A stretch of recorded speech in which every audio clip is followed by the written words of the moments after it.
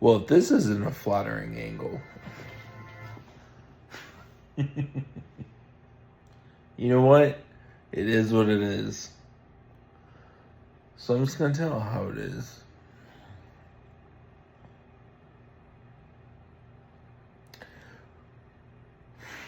Recently,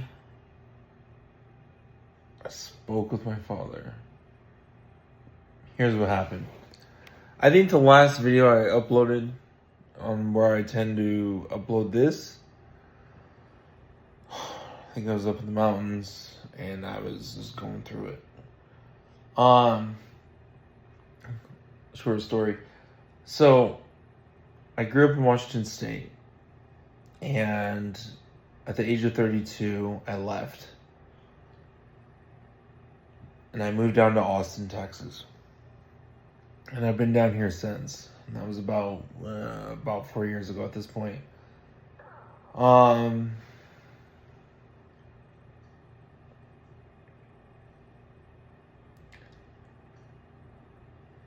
Since being down here, I felt like this relief, this air that is lifted off me. I don't know, just feels different down here. And I have visited Washington about twice a year. And every time that I've left, I would get on the light rail, I would get on the plane, I would fly back, and as soon as I touched down, I was like, oh, I'm back. Like, I remember the first time I went back up there, I was only down here for like 4 months. And I'll never forget it. I was with my ex-girlfriend, and we were driving her car back to her place. And just the warm weather, because we landed at like midnight or something. I don't know. I forget exactly what time, but just the warm weather, and it was like, oh, fuck, this feels great. I don't know, like it just. It's like two different lives. I don't know. There's like this depression that like I always carried around. Like it's just this weight that just always bore down on me. And anyway, so every time I flew back, it'd be lifted. Well, it was a little different this last time. This last time, to quickly recap, I asked family about what they thought about me, reached out to my dad, because we hadn't spoken over 10 years, and the conversation with my family went awry, and it just, it was not pretty, and it just became like this dark thing, and this looming thing. So, anyway, I recorded that, and then, as usual, I went to get on the light rail, and I took the plane to come down here, blah, blah. And, well, it persisted. It stayed with me. It just stayed there. Ugh. And, I sat in this exact chair. Oh my God, man. I just can't shake it. Like, as strong and as, like, by myself as I want to be, or as strong, and as self-sufficient as I like to think myself to be, like, I just can't rid myself of this. And I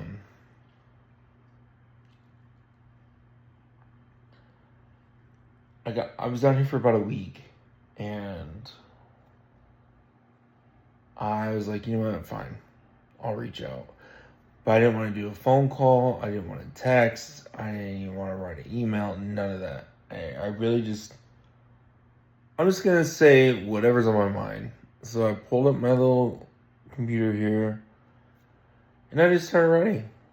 I'd watch Outdoor Boys, shout out. And whatever came to mind, I would just type it out. And I'm not going to go into too much detail, but the good and the bad and the ugly. I put it all in there. You know, there was a lot of negative stuff, but then there was a lot of positive stuff too. Like, kind of just it was a mixed bag, rounded out, human experience. I don't know. Like, I was just, like, I'm not looking for blood, but I'm also not letting anyone off the hook. Like, I don't know. Like, I just put it all out there. And it was, what's the word? Not lethargic, but, cathartic? Anyway. Cathartic. I think it is cathartic.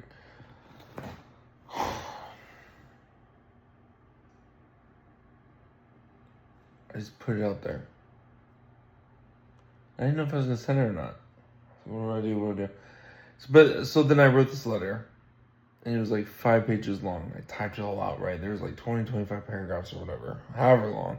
And in no particular order. It was just so random and sporadic. And even when I like stepped away from it and came back, because like I said, it took like a week to like write it.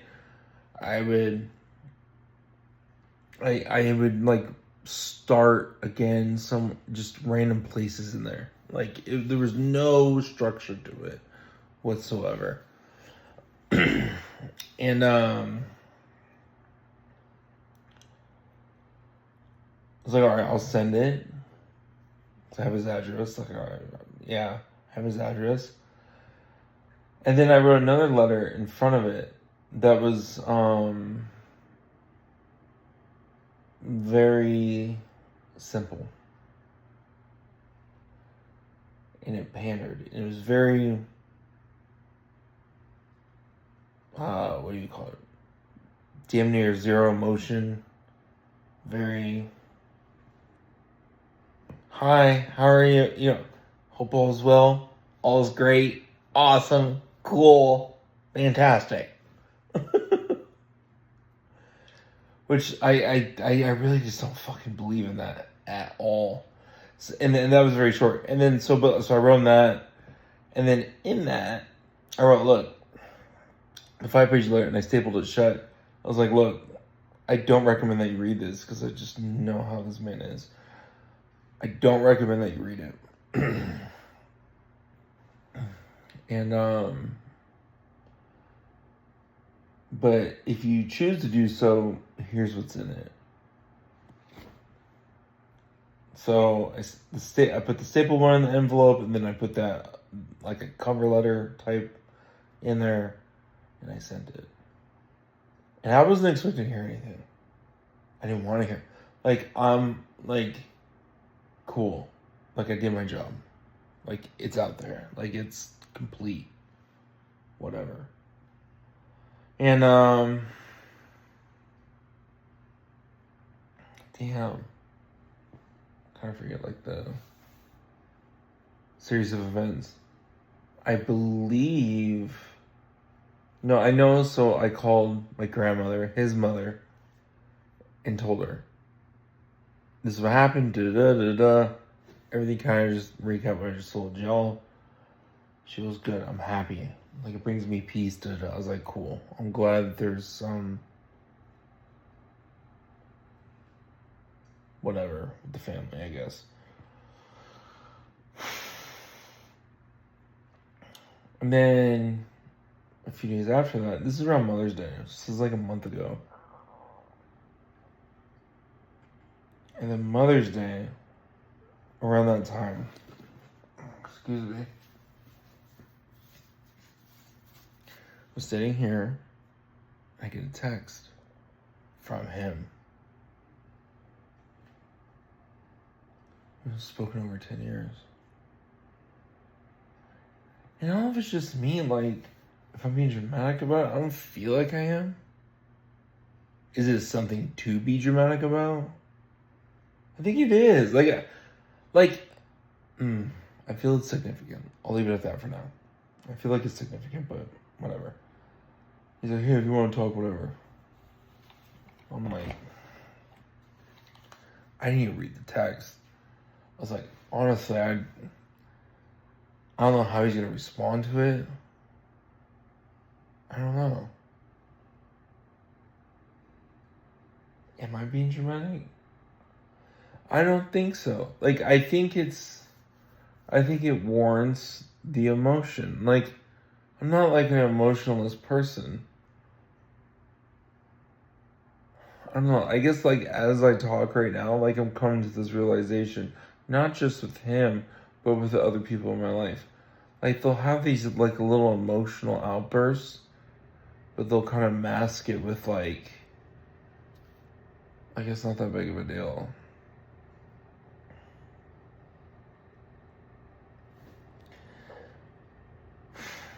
I have a theory behind that, but I don't know how relevant that is right now.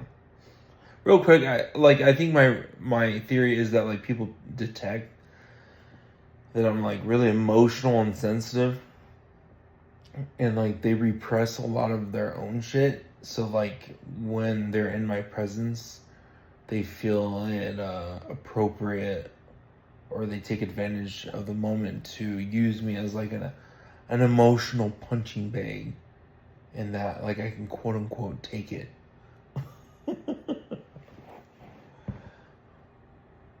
Which is fucking wild.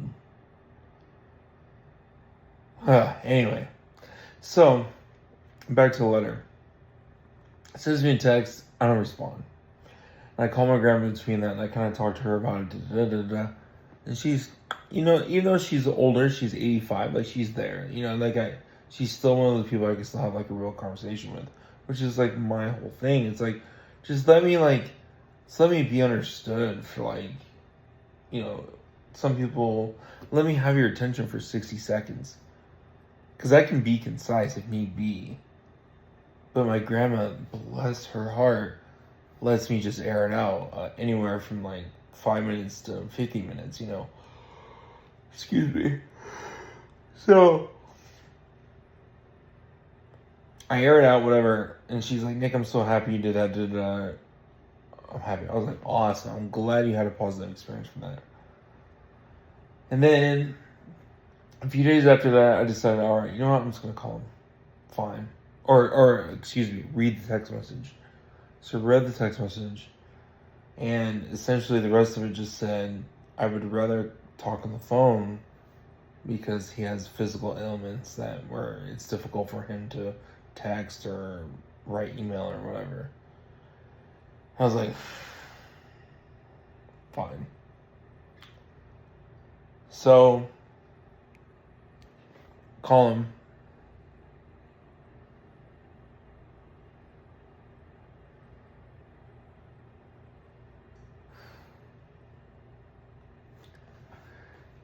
I called him that day, and then we talked. We talked a total of 3 times on the phone. One time was 3 hours on the phone, next time 4 hours on the phone, and then another time it was like pretty much all day. Just like last Tuesday. And I don't know if like I want to like necessarily say what we talked about. I'll say this. It didn't really amount to much. Like we really didn't dive into anything. We didn't really address any of this shit between us. It was more of him just like gossiping about like his old coworkers and his medical condition. Like it was very like just surface level. And to me, like, I don't know, I think this is just how a lot of people live, and I'm probably alone on this. But to me, I'm and I might come off as a fucking asshole for this, but to me, I'm like, what are we doing? Like, because here's my point. It's like, I understand, like, if another small thing comes up, because if you're unwilling to, like, unbox and and unpackage all that shit, we're just doomed to repeat it. Like, the next time, like, something trips up, we're just gonna do this again. We're not gonna have any kind of system in place or any kind of respect or understanding or anything to where this won't happen again. And that's where I kind of just, I kind of like threw my hands up on the whole thing. And why didn't anyone want to talk to him on the phone? Like, I was just like, it's just stupid. Like, like, I've already accepted the outcome. I've already accepted that, like, it's just not going to amount to anything. It's just going to be whatever. And it had been. Like, we've talked 3 times on the phone. You know, you know, at a, fuck, what's the word? An extent, extent, yeah, I think that's the word. And it was just so surface level. It wasn't like, how are you doing? How are you feeling? How's your life? What have you learned? What are your hobbies? Who have you dated? You know what I mean? Like, it was just not. He's just gossiping about people and just talking shit about people.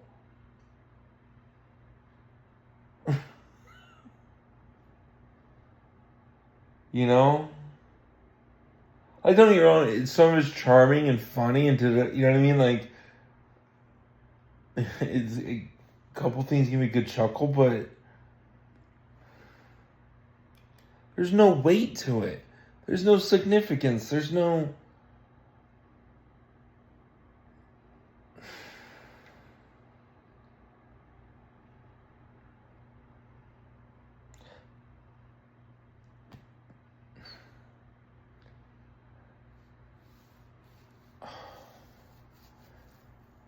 It's just lacking purpose. It's lacking purpose. And I can see it now to where it's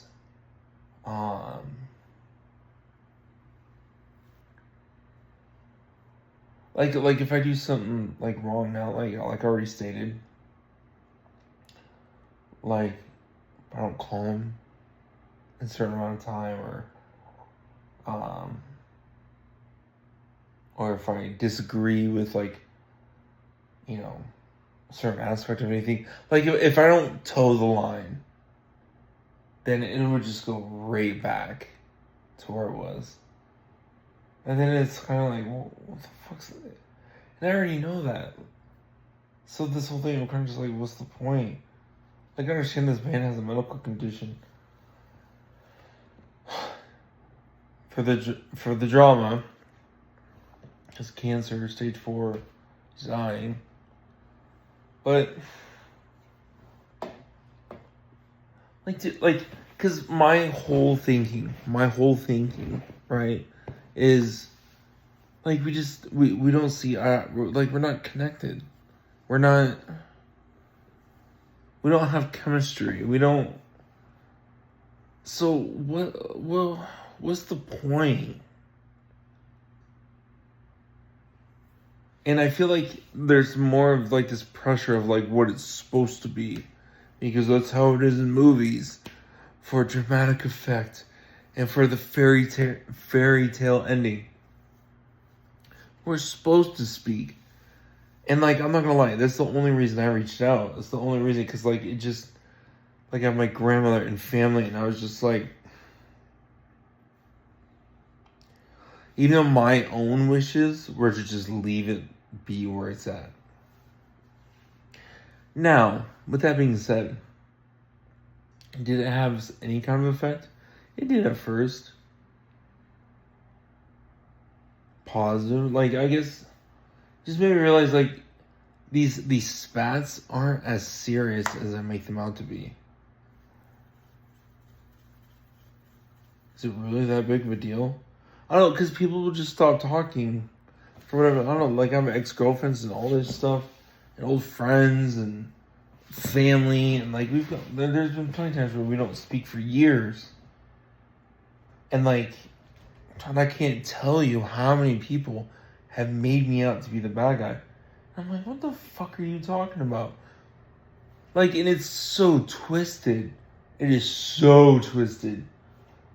I'm like, what the fuck? And I will rationally and logically put it on paper and be like, what do you mean to this, this? And people will just twist shit and do these mental gymnastics. And I'm like, oh my god. Like, you're just making me the fucking bad guy. So you don't have to fucking feel any sort of insignificance. Once again, I'm their emotional punching bag. And it just becomes exhausting. And and when it comes to my father or my mother, they're the number one people I don't want to fucking be that for. Fuck both of them. Fuck both of them with my full fucking chest. Because, they're supposed to be fucking selfless. You know what I mean? I'm their fucking kid. And I have to be the fucking grown-up to both of them? What the fuck? But they're so, infantized. They're so just fucking enveloped in their adolescence. And I have to fucking entertain it. And the biggest fucking joke is that when they see it, that they see that in each other, but not in themselves. Don't get me started about my folks. So just the whole thing. I guess I'm just so. And as a result of that, off of both of them. So when people do that shit to me, or they just they'll fucking put shit on me, but they won't see it themselves. I'm like, fuck you, fuck you, fuck you. It's so ridiculous. I'd rather be alone, like I am now. See, no one's here. It's just me, which is unfortunate because I miss being married. I miss dating. I miss being friends. But dude, people are just so fucking crazy anymore. They're just out of their goddamn minds. I'm not perfect. I don't know if I'm the one to really speak on this, but damn.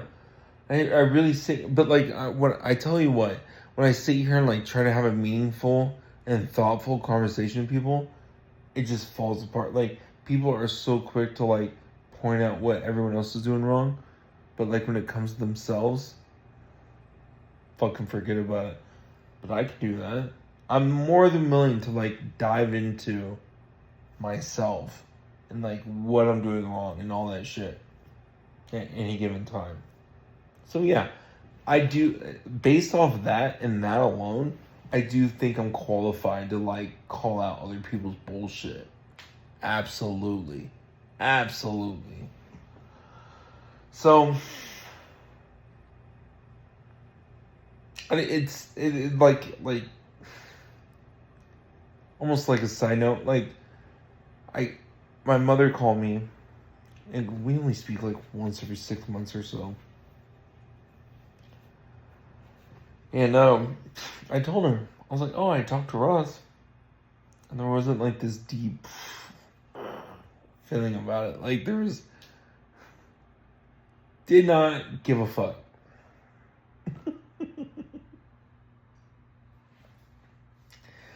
She was more interested in competing for sympathy.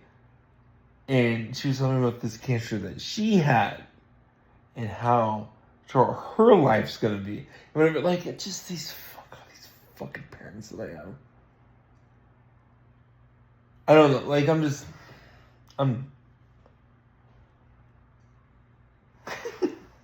don't know, when I meet people, my day-to-day life, and they act fucking narcissistic or whatever, I'm like, oh, are you trying to be like my mom? You trying to be my next dad? Kind of shuts them down, it's funny. Because humor is my only weapon. And it's my favorite part of myself. By far.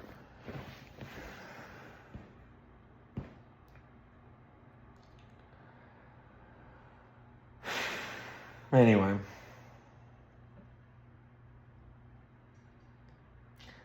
I don't know where this seems to go with my dad. I'm very about it. Like I said, we've spoke collectively for like 10 to 15 hours. And, oh, God, dude. I kind of just want to be left alone.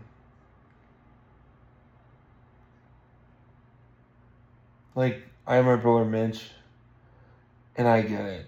Maybe that's just what he wants. Like, and that's a whole other thing. Maybe he just wants to be fucking left alone. But, like, I respect him enough to do it. Like, alright, like, he sent me a message, whatever, and, like, he said whatever. I don't even, like, take the words at face value. Like, I read in between the lines. Like, this man's hurting. He's gone through shit. You know what I mean? Like, you know what I mean? Human shit, human nature. And I'm just like, alright, man. Like, if that's the case, I'm not gonna dig deeper or try to fucking, resurrect a fucking zombie or whatever. You know what I mean? Like, we can just leave it where it's at. It's fine. It's fine. Maybe that's the whole point. Maybe some things should just be left to rest. I don't think there's anything wrong with that. I'll leave it at that.